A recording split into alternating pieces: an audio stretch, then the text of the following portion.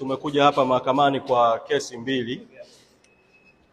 Mosi, kuna kesi ya mwenyekiti Tundu Antipas Lissu inakaribia kuanza, na kuna kesi dhidi yetu viongozi wa chama tukitakiwa kukamatwa kwa kile kinachoitwa kukiuka amri ya mahakama. Kwa kesi zote mbili zinatakiwa kuendelea hapa mahakamani.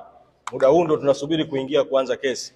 Sasa kuna tukio limetokea, tumeona tuwaite tuwa brief. Tumetaarifiwa kwamba makamu mwenyekiti wa chama Mheshimiwa John Heche, wakati anaingia kwenye geti la mahakamani muda mchache uliopita, amechukuliwa na polisi na wameondoka naye. Nimepigiwa simu na mmoja wa wasaidizi wake vile vile muda mchache wakati nakuja kuzungumza na nyinyi, amenitaarifu kwamba wamemuingiza kituo cha polisi Central. Sasa tunaita kusema mambo mawili.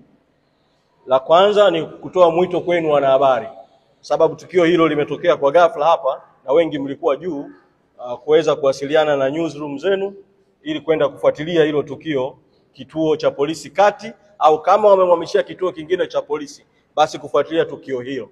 Lakini la pili, tumekwishaelekeza mawakili wetu waelekee moja kwa moja huko polisi kwenda kufuatilia kuhusiana na swala hili. Tutakapopata taarifa za ziada tutawa brief, lakini sasa tumeona tuitoe kama breaking news kwa makamu mwenyekiti amechukuliwa na polisi. Na mimi mwito wangu polisi, rai yangu kwao, naamini hawajasema sababu kwa sababu tukio la ghafla kabla hata kuijua sababu, lakini na mtakumbuka kwamba idara ya uhamiaji ilitoa taarifa kwa umma ikidai kwamba makamu mwenyekiti alikwenda nje ya nchi kinyume na utaratibu, taarifa ambayo haikuwa ya kweli. Sasa inawezekana kabisa kukamatwa kwake kunaweza kukawa kunahusiana na taarifa hiyo. Kama kukamatwa kwake kunahusiana na taarifa hiyo, ni jambo la kusikitisha sana polisi kutumia taarifa isiyokuwa ya kweli ya uhamiaji kumkamata. Mimi ninafahamu kwamba kulikuwa tayari kuna njama huko nyuma ya kutafuta namna ya kutukamata viongozi kabla ya tarehe 29 mwezi Oktoba. Kwa vitatumika visingizio mbalimbali.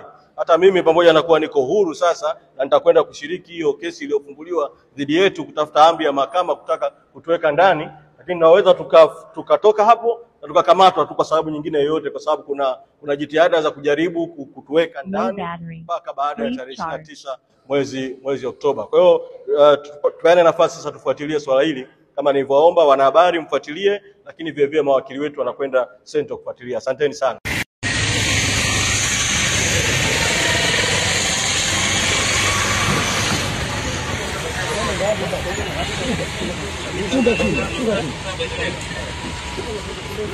Nani pada kule?